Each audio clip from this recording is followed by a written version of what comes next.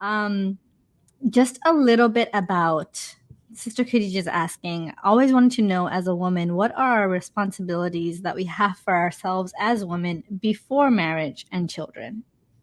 Hmm.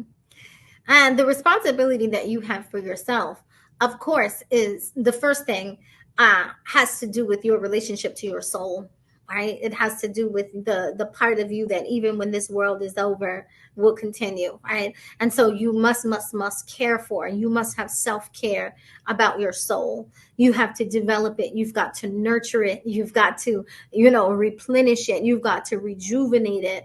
And then, of course, there are certain gifts and talents and a blueprint that Allah subhanahu wa ta'ala put inside of you. And so you have the responsibility to know what is that blueprint, what is that, what is the mission, what is the work that Allah gave me specifically. And so the way that you first find that is you have to know who you are, right? You have to get in touch with your own personality to understand your own mission.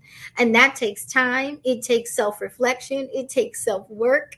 And then once you find it, you've got to develop it, right? You've got to develop it. You need to study. That's fard upon all of us, right?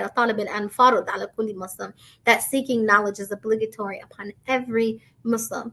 So you have the responsibility to be educated, especially about your deen, and then about your affairs. So what are the things that you were involved in? You must know about those particular things. You need to know what's right and what's wrong, right? You need to have what we call a knowledgeable discernment.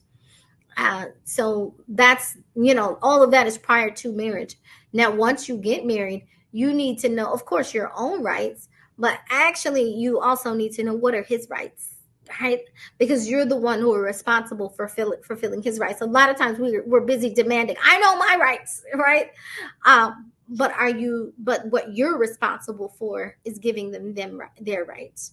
But also that part, you needed a ton of work on our hearts before that, and we need more work on our hearts during that process. Once we decide to get married, it's easy to be patient, to think yourself patient when you're just by yourself. Right? It's difficult to be patient with more people. It's easy to think you're kind when it's just you and the people you grew up with. It's another thing to say I'm kind every day to someone I live with.